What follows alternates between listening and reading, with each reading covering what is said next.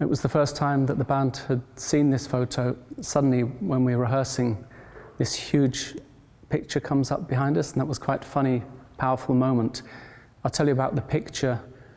We made a recording some years ago and started to think that the name for the album should be Tenacity, which means just hanging on, keep going, don't give up. And there are lots of reasons why I might choose this title. Let's think of a few. Next year, at the end of the year, will be my 60th birthday. In a way, saying tenacity is just a message to myself. Just carry on. Sometimes it feels easy and just a way of life, and sometimes it feels a strange way of life, a challenge. There are no gigs, why not? What am I doing wrong?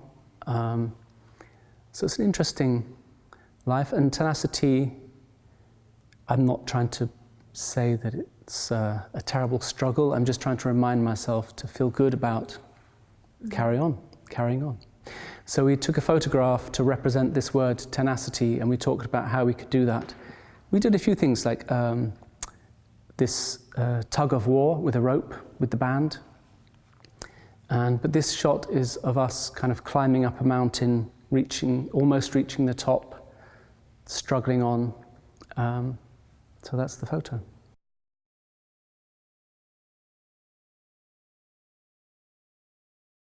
I would say actually the music is a reflection of everyday life, and it might seem that it's very improvised, but there are places where it's very organized, and those areas of very structured music, they feed into the improvisation. So the improvisation is usually not a moment of absolute freedom. It's a response to something that has been made already. And you can always tweak the balance one way or the other between improvisation and structure. And the band will always push you a little bit further. If it's too structured, they will find a way to build on top of what you've written. And so in that way, it is a bit like everyday life, because I think most people, they think, oh, great, I've reached this age, the family, everyone's happy, and I can see where things are going. And then always just around the corner, there's a big surprise of some kind waiting. Like one of your children starts to question what you think is the perfect structure. Then you have to improvise a little bit and adjust the structure for everybody.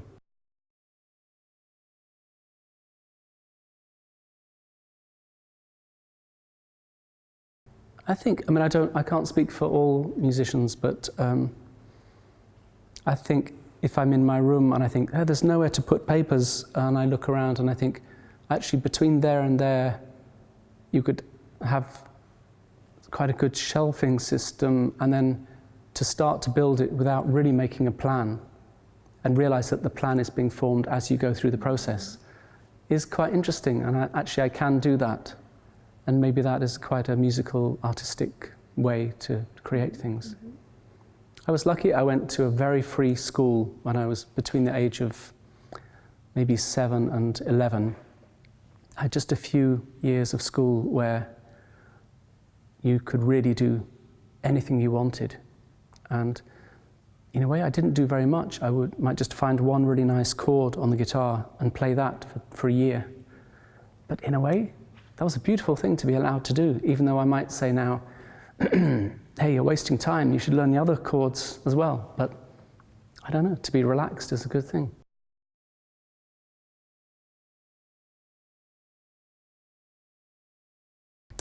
I have a family, and just to make sure that works, that's not like a hobby, that's just like the meaning of life in a way. And to find how you fit in with life and how you fit in with everybody else. And so, I don't know, when you say a passion, it suggests a hobby like painting or horse riding, or I would say, I like playing table tennis, but I could live without it. I like cooking, and you have to cook because you have to eat, so that's also something I enjoy. I try to make bread, but I'm not very happy with the results yet. That could be a 5-year project, we'll see.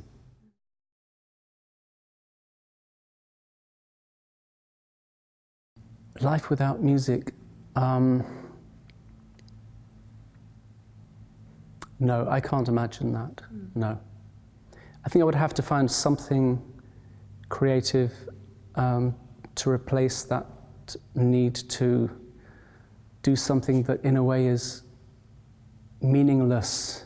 And I don't mean that in a negative way, but art is ornamental. Part of its beauty is that it doesn't have to exist. You just decide to make it exist. And I love that freedom. You see, another part of my life is to listen to the news every day and to be angered or depressed or kind of inspired in some terrible way by the news. And I think if I had no art to balance that out, it would send me insane. I'm so disturbed by the news, but also I'm very magnetically pulled towards it all the time. Because I suppose I want to understand, why is it like this? Why is the world going in this direction? And yeah, the counterbalance to trying to understand that is to do something that you don't have to understand, you just have to love it. You make it because it sounds beautiful or amazing or something.